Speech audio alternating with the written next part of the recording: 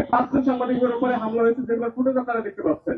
ভাই আমরা গণমাধ্যম কর্মী, আমাদের মিথ্যে বলার সুযোগ নাই, আমাদের সবকিছু রেকর্ড হয় এবং সোশ্যাল মিডিয়ায় সেটা দেখতে পাচ্ছেন। কিন্তু এত কিছুর পরেও তারা বলে যে হয়তো বা ভুল করেছে বা ভুল বুঝে হয়েছে, চিনতে পারে নাই। ভাই কেমনে চিনতে পারে নাই? আমার গলায় আইডি কার্ড ছিল, আমার হাতে বুম ছিল, বা অন্যান্য যাদেরকে মেরেছে তাদের হাতে আইডি কার্ড, তাদের গলায় আইডি কার্ড ছিল, হাতে বুম ছিল, কিভাবে চিনতে পারেনি? তারা হচ্ছে দুঃখ প্রকাশ করে। ভাই আমি দুঃখ প্রকাশ দিয়ে পানি খাবো? আমার হাতে ইনজুরি হয়েছে, আমি ব্যথা পেয়েছি, আমার শরীরে জ্বর, আমি আপনার দুঃখ প্রকাশ দিয়ে কি করবো? এর আগেও তারা মানে যতবারই গণমাধ্যমের উপরে তারা এই ধরনের ঘটনা ঘটায়, দুঃখ প্রকাশ কিংবা ছোট একটা বিবৃতির মাধ্যমে দায় এড়িয়ে যায়। এটা দিয়ে আমরা করবোটা কি? এমনকি যেসব পুলিশ সদস্যরা হাত তুলে সবাই হয় ইয়াং, আমাদের থেকেও বয়সে হয়তো বা জুনিয়র হবে, তাদেরকে লেলিয়ে দিচ্ছে। সিনিয়রদের অনুমতি ছাড়া তারা কাউকে মারবে, এটা আমরা বিশ্বাস করি না। বিশ্বাস করতাম যে যদি ডিসি মাসুদের সামনে বসে আমাদেরকে আঘাত না করতো, তার সামনে বসে আঘাত করার পরেও তিনি কোনো প্রতিবাদ করেননি, তাহলে আমরা কিভাবে ভাববো যেটা সিনিয়রদের অনুমতি ছাড়া হয় নাই? আমরা এই বিবৃতি চাচ্ছি না বা কোনো ধরনের ওই যে দুঃখ প্রকাশ চাচ্ছি না। পারলে বিচার করেন এবং সেটা সম্মুখে করেন, কি কি ব্যবস্থা নিয়েছে তাদের উপরে সেটা আমাদেরকে দেখান, আমরা সেটা তুলে ধরবো। ধন্যবাদ সবাইকে। ধন্যবাদ। আমরা খুব দ্রুতই শেষ করে দেবো, আর 2-1 জন বক্তব্য দিয়ে আমরা আজকের এই প্রোগ্রামটা শেষ করে দেবো। এরপর যে সংক্ষিপ্ত একেবারে, গতকালকে ওই ঘটনায় ছিলেন প্রথম আলোর একজন গণমাধ্যম কর্মী ঘটনাস্থলে, তাকে একটু কথা বলার জন্য অনুরোধ করছি। বন্ধুগণ, গণমাধ্যমকে বলা হয় রাষ্ট্রের চতুর্থ স্তম্ভ। আর এই চতুর্থ স্তম্ভের গণমাধ্যম এবং সাংবাদিকদের নিরাপত্তার দায়িত্ব দেওয়া হলো রাষ্ট্রে। সেখানে আমরা দেখছি রাষ্ট্র যেখানে নিরাপত্তা দিবে, নিরাপত্তার বদলে সাংবাদিকেরা যখন তাদের দায়িত্ব পালন করতে যাচ্ছে সেখানে তাদেরকে ল্যাং মেরে ফেলে দিচ্ছে। এইটি নিঃসন্দেহে এই রাষ্ট্রের জন্য লজ্জা। আমরা দেখেছি আজকে যে অন্তর্বর্তী সরকার, এই সরকার ছাত্র জনতার অভ্যুত্থানের রক্তের উপর দিয়ে ক্ষমতা এসেছে, সাংবাদিকদের রক্তের উপর দিয়ে কিন্তু ক্ষমতা এসেছে। কিন্তু আসার পর সাংবাদিকদের এবং সংবাদদাতাদের যে নিরাপত্তা যতটুকু সরকারের দায়িত্ব ছিল করার, সেটি তো করেনি, বরং আরো সাংবাদিকেরা যখন স্বাধীন সাংবাদিকতা করতে যাচ্ছে সেখানে তাদেরকে বাধা দিচ্ছে, তাদেরকে ল্যাং মেরে ফেলে দিচ্ছে, তাদের উপর হামলা করছে। সরকারের প্রতি আমাদের আহ্বান থাকবে, এই কাজগুলো পুলিশের যেসব সদস্যরা অতি উৎসাহিত হয়ে করেছে তাদেরকে চিহ্নিত করে অবিলম্বে আইনের আওতায় আনতে হবে, তাদেরকে চাকরিচ্যুত করতে হবে এবং তারা যে অপরাধ করেছে সেটির শাস্তির মুখোমুখি করতে হবে। রাষ্ট্র যদি এটি নিশ্চিত করতে না পারে তাহলে ভবিষ্যতে বাংলাদেশে আমরা যে স্বাধীন সাংবাদিকতার স্বপ্ন দেখি সেটি করা কোনোভাবেই সম্ভব হবে না। ধন্যবাদ সবাইকে। ধন্যবাদ। এই পর্যায়ে কথা বলার জন্য অনুরোধ করছি বাংলা নিউজের মাল্টিমিডিয়ার ইনচার্জ জাকারিয়া ইউসুফকে। আসসালামু আলাইকুম। আসলে আজকে এমন এক সময়ে আমরা এই দাবিতে দাঁড়িয়েছি, আপনারা জানেন যে 24-এর গণ অভ্যুত্থানের পর একটি অন্তর্বর্তীকালীন সরকার কিন্তু এই মুহূর্তে রাষ্ট্র পরিচালনা করছে। প্রায় 2000-এর মতো ছাত্র জনতার রক্তের উপর দিয়ে এই অন্তর্বর্তী সরকার, আজকে এই অন্তর্বর্তী সরকারকে এই ছাত্র জনতায় বসিয়েছে। এই গণ অভ্যুত্থানের পেছনে এই আমার সামনে যারা কিংবা আমরা যারা মোবাইল হাতে সংবাদ কভার করেছি তাদের ভূমিকার কথা কিন্তু এদেশের আপামর ছাত্র জনতা কিংবা বিপ্লবীরা সবাই কিন্তু স্বীকার করেন। আমরা সংবাদ কভার করতে গিয়ে জীবনের ঝুঁকি নেই। এই আজকের এই মানববন্ধনটি এর আগেও 2023 সালে 22 সালের দিকে আমরা করেছিলাম। তখন স্বৈরাচার হাসিনা সরকারের পেটোয়া বাহিনী, ছাত্রলীগ, যুবলীগ আমাদের 2 জন সংবাদকর্মীর উপর হামলা চালিয়েছিল এই ভিডিও করার কারণে। আজকে আমরা সেই দৃশ্যের পুনরাবৃত্তি লক্ষ্য করছি। আমরা লক্ষ্য করছি যখন সাংবাদিকরা ভিডিও ধারণ করার জন্য মোবাইলটিকে ধরছেন, ঠিক তখনই তার উপরে একেবারেই আক্রমণাত্মক ভঙ্গিতেই আক্রমণ হচ্ছে। একটি ভিডিও সামাজিক যোগাযোগ মাধ্যমে খুব আমার হৃদয়কে স্পর্শ করেছে। একজন কত বয়স হবে, বেশি হলে 20-22 বছরের একটা যুবক, লিকলিকে এক যুবক, তিনি ভিডিও করছেন, তাকে একদম দেখে শুনে পায়ের মধ্যে পা দিয়ে ল্যাং দিয়ে ফেলে দেওয়া হলো। এই ল্যাং শুধু ওই যুবককে নয়, ওই কিশোরকে নয়, এই গণমাধ্যমের উপরেই ল্যাং মারা। সামনে একটি নির্বাচন, আমাদের প্রত্যাশা থাকবে নতুন যারাই সরকার গঠন করুন না কেন, তারা যেন এই গণমাধ্যম কর্মীর এবং গণমাধ্যম প্রতিষ্ঠানের নিরাপত্তা নিশ্চিত করেন। আমরা চাই আপনারা যে নির্বাচনী ইস্তেহার দিচ্ছেন, নির্বাচনে সরকারের স্টিয়ারিং সিটে বসলে আপনারা কি করবেন সেই ম্যানিফেস্টো দিচ্ছেন, সেই গল্প শোনাচ্ছেন, স্বপ্ন দেখাচ্ছেন, সেখানে যেন গণমাধ্যম এবং গণমাধ্যম প্রতিষ্ঠানের নিরাপত্তার বিষয়টি আপনারা দেখেন। আমরা বিগত দেখেছি ফেসবুকে লেখার কারণে তার হয়েছে, এই ধরনের ঘটনাগুলো যেন আগামী দিনে না ঘটে। আগামী দিনে ডিজিটাল সিকিউরিটি আইনের আওতায় যেন আর কোন গণমাধ্যম কর্মীকে সেই 14 শীতের ভেতরে যেতে না হয়। শুধুমাত্র কেবলমাত্র মত প্রকাশের কারণে কোন গণমাধ্যম কর্মীকে কিংবা রাষ্ট্রের কোন নাগরিককে যেন জেল জুলুম পোহাতে না হয়, সেই আহ্বান আমাদের থাকছে। এবং আজকের এই মানববন্ধন যেন আমাদেরকে আর করতে না হয়। সামনের দিনে একটি সুন্দর পরিবেশে, একটি সুন্দর একেবারে নিরাপদ পরিবেশে গণমাধ্যম কর্মীরা তাদের পেশাগত দায়িত্ব পালন করবেন, সেই ভূমিকা, সেই আহ্বান জানিয়ে আমি শেষ করছি। আল্লাহ হাফেজ। এই পর্যায়ে খুব সংক্ষেপে একটু বক্তব্য রাখার জন্য অনুরোধ করছি কালবেলার মাল্টিমিডিয়া ইনচার্জ আরকেজন ভাই। ধন্যবাদ। খুব বেশি কিছু বলতে চাই না। জুলাই আন্দোলন পরবর্তী স্বাধীন বাংলাদেশে স্বাধীন গণমাধ্যম কর্মীদের যে হালুয়া আপনারা আমাদেরকে খাইয়েছেন, প্রেস সচিব হিসেবে যিনি দায়িত্ব পালন করছেন সাবেক সাংবাদিক আমাদের শ্রদ্ধেয় বড় ভাই, আপনার দৃষ্টি আকর্ষণ করছি। তথ্য উপদেষ্টার দায়িত্ব পালন করছেন রেজা আপা, আপনার দৃষ্টি আকর্ষণ করছি। আপনারা ক্ষমতায় থাকাকালে স্বাধীন গণমাধ্যমে কিভাবে হামলা করা হয়, কিভাবে একজন প্রতিবেদককে, কিভাবে একজন ক্যামেরা পার্সনকে, কিভাবে একজন সাংবাদিকের গায়ে হাত দেওয়া হয়, এবং 24 ঘন্টা পার হয়ে গেছে এখন পর্যন্ত আপনাদের ঘুম ভাঙেনি। আপনারা কি সোশ্যাল মিডিয়া দেখেননি? আপনারা কি টেলিভিশন দেখেননি? আপনাদের কান পর্যন্ত কি আপনাদের পেটুয়া বাহিনীর কোন গোয়েন্দা, কোন ইনফরমার আপনাদের কান পর্যন্ত সেই সংবাদটি পৌঁছায়নি যে যারা রাষ্ট্রের চতুর্থ স্তম্ভ তাদেরকে আপনাদের পেটুয়া বাহিনী ল্যাং মেরে রাস্তায় ফেলে দিয়েছে? আমরা এই পুলিশ সদস্যদের প্রকাশ্যে বিচার চাই। আমরা এই পুলিশ সদস্যদের প্রকাশ্যে বিচার চাই। না হলে এরপর থেকে প্রত্যেকটি গণমাধ্যম কর্মী, এই পুলিশ, এই র্যাব, এই পুলিশ সদস্যদের সাথে যতগুলো পেটুয়া বাহিনী আছে সবাইকে একসাথে বয়কট করবে এই সরকারের। এবং পরবর্তী সরকার আসবে, তারা যদি গণমাধ্যমের রাষ্ট্রের চতুর্থ স্তম্ভের নিরাপত্তা প্রদান করতে ব্যর্থ হয়, আমরা তাদের সকল ধরনের কার্যক্রম পরিচালন থাকবো ইনশাআল্লাহ। ধন্যবাদ সবাইকে। ধন্যবাদ। এই পর্যায়ে বক্তব্য রাখার জন্য অনুরোধ করছি এটিএন বাংলার স্পেশাল করেসপন্ডেন্ট আলিয়াস গরিমন ভাইকে।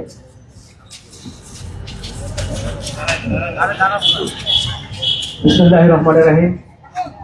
প্রিয় সহকর্মীবৃন্দ, আসসালামু আলাইকুম। গতকালকে যে ঘটনা আমরা দেখলাম, আমার কাছে কখনোই মনে হয়নি যে এই যুদ্ধটা সাংবাদিকদের বিরুদ্ধে করা হয়নি। সরাসরি পুলিশ এবং সাংবাদিক যুদ্ধ হয়েছে কালকে, সরাসরি। আমি পৃথিবীর কোথাও দেখিনি যে এভাবে সাংবাদিকদেরকে প্রকাশ্যে মারা হয়, তাও অহেতুক। কোন সাংবাদিক যদি সেখানে ডিস্টার্ব করতো, ঝামেলা করতো, হ্যাঁ তাকে পিটিয়ে সরিয়ে দিয়েছে, তা না। কালকে কর্মকাণ্ড দেখে, পুলিশের কর্মকাণ্ড দেখে মনে হয়েছে যে তারা স্পেশালি কোনো কিছু হাইড করার জন্য এটা করছে। এবং এই পুলিশদের কাছে আমরা জানতে চাই যে তোমরা কি হাইড করার জন্য সাংবাদিকদের মুখ বন্ধ করতে চাও, তোমরা কি লুকাতে চাও জাতির কাছে, সেটা আমাদের কাছে স্পষ্ট করো, ক্লিয়ার করো। সাংবাদিকদেরকে এভাবে ফেলনা ভাবলে চলবে না।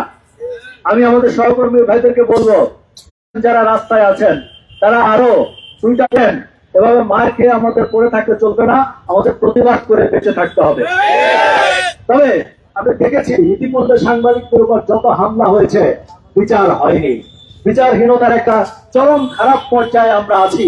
আর তাই তো আমি মাঝে মাঝে আফসোস করে বলি যে এই দেশে কোনোদিন ভালো সাংবাদিক পয়দা হবে না। যে জাতি, যে দেশ গুণের কদর করতে জানে না, প্রফেশনালিজমকে সম্মান করতে জানে না, সেখানে ভালো মানুষ, ভালো সাংবাদিক জন্ম হয় না। ঠিক সেরকম একটি খারাপ এবং অন্ধকারের দিকে আমরা যাচ্ছি। আমরা আশা করেছিলাম যে এই সরকার অন্তত সাংবাদিকদের এই দাবি দাওয়াগুলোর প্রতি, সাংবাদিকদের প্রতি যত্নশীল হবে, কিন্তু আমরা হতাশ। তাই আপনাদেরকে বলবো, যার যার জায়গা থেকে সাবধান থাকুন, সচেতন থাকুন। আর আপনারা চাইলে খুব অল্প দিনের মধ্যে সরকারের কাছে আমরা মাননীয় মহামান্য হাইকোর্টে একটা রিট করতে চাই সাংবাদিকদের নিরাপত্তার ব্যাপারে। আপনারা যদি সমর্থন দেন তাহলে আমরা সবাই মিলে সেটি করতে পারি। আরেকটা ব্যাপার আমি আপনাদেরকে বলতে চাই, সরকারকে বলতে চাই, পুলিশ বাহিনীকে বলতে চাই, যার যার কর্মদক্ষতা দিয়ে যার যার পেশা দায়িত্ব পালন করবেন। আপনারা যেমন একটি পেশায় আছেন, আমরা আরেকটি পেশায় আছি। সামনে কয়েকদিন পরে নির্বাচন, নির্বাচনের আগে খোদ ঢাকা শহরের প্রাণ কেন্দ্রে যদি এই অবস্থা হয়, তাহলে সারা বাংলাদেশের যে সাংবাদিকরা আছে তারা কয়েকদিন পরে কি পরিমাণ মাইকটা খাইতে পারে একটা চিন্তা করে দেখেন তো। আমরা এখনই পুলিশ ভাইদেরকে, যারা আছেন, যারা সিনিয়র আছেন, তাদেরকে বলবো আপনারা দৃষ্টান্তমূলক শাস্তি দিয়ে আমাদেরকে দেখান যে আপনারা বিচার করতে পারেন এবং আপনারা ন্যায়ের পক্ষে আছেন। পাশাপাশি সামনে নির্বাচনে যাতে সাংবাদিকরা নির্বিঘ্নে কাজ করতে পারে সেই পরিবেশ আমাদেরকে দেন। মনে রাখবেন, আমাদেরকে খেপানোটা ঠিক হবে না। সবাইকে ধন্যবাদ। ধন্যবাদ ইমন ভাইকে। এ পর্যায়ে সংক্ষিপ্ত বক্তব্য রাখার জন্য অনুরোধ করছি টাইমস টুডের হেড অফ ডিজিটাল অন্ত মুজাহিদকে।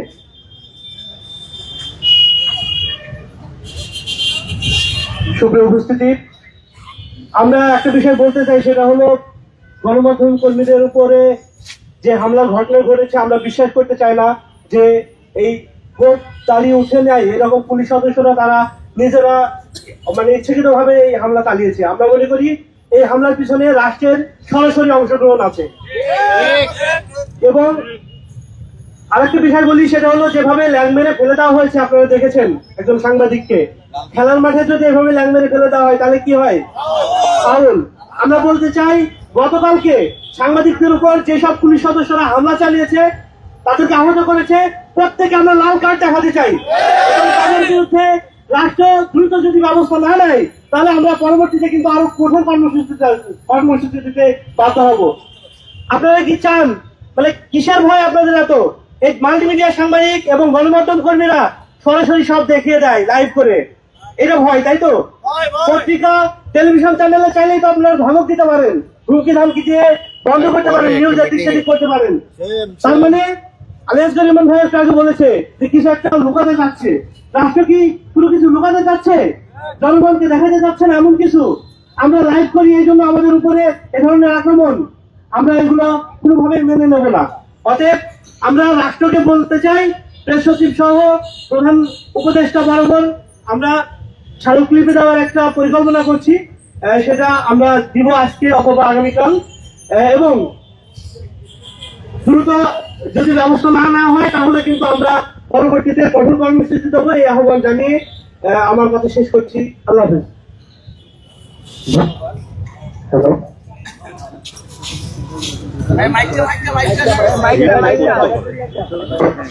হ্যালো, ধন্যবাদ অন্ত মুজাহিদ ভাইকে।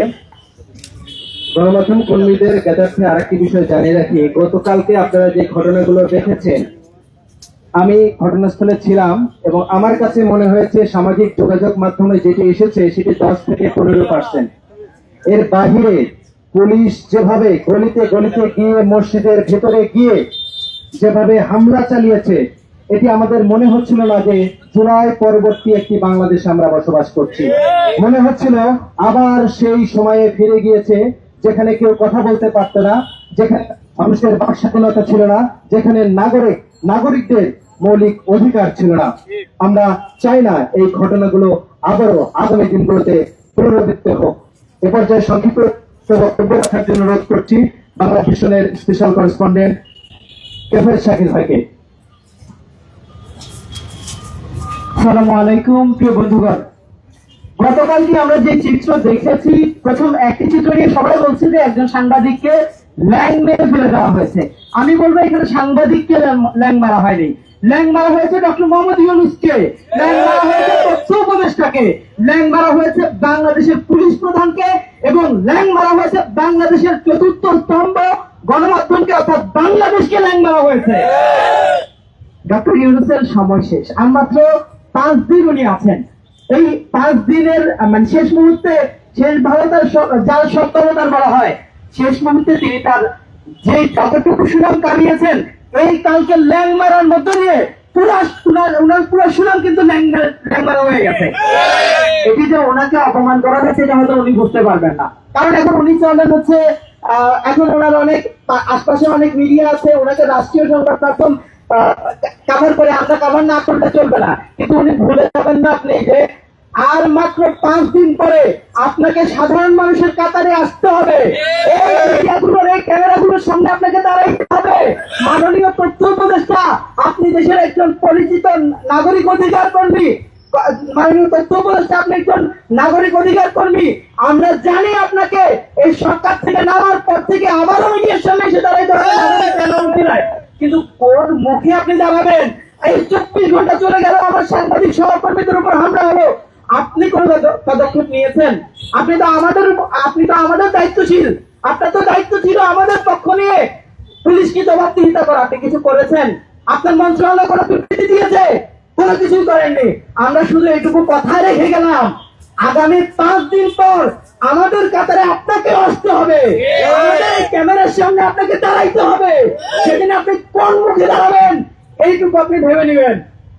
প্রিয় বন্ধুগণ, আমরা দেখছি যে গতকালকে যে ঘটনা হয়েছে, অন্তত 20 জনের বেশি সাংবাদিক আহত হয়েছেন। একটি ঘটনাও কিন্তু পেশাদার আচরণ দেখা যায়নি পুলিশের, কিন্তু এদিকে একদিনের আচরণ। আমরা 2024-এর 31 জুলাই আমরা ঢাকার কারওয়ান বাজারে দাঁড়িয়েছিলাম এরকম একটি মানববন্ধনে। কেন? আমাদের সাংবাদিকদের উপরে স্বৈরাচারী পুলিশ হামলা করছিল, আমাদের 4 জন সহকর্মী তখন নিহত হয়েছিলেন। কিন্তু সেই যে জুলাইয়ের পরে আমরা ভেবেছিলাম আর কখনো দাঁড়াইতে হবে না, কিন্তু দুঃখজনক হলেও যে এমন একটি সময় দাঁড়াতে হলো যখন অন্তর্বর্তী সরকার, যেই সরকারটিকে মানুষ স্বাধীন মত প্রকাশের অধিকারের জন্য, একটি স্বাধীন সার্বভৌম বাংলাদেশের জন্য এনেছিল, সেই সরকারের বিদায় মুহূর্তে আমাদের দাঁড়াতে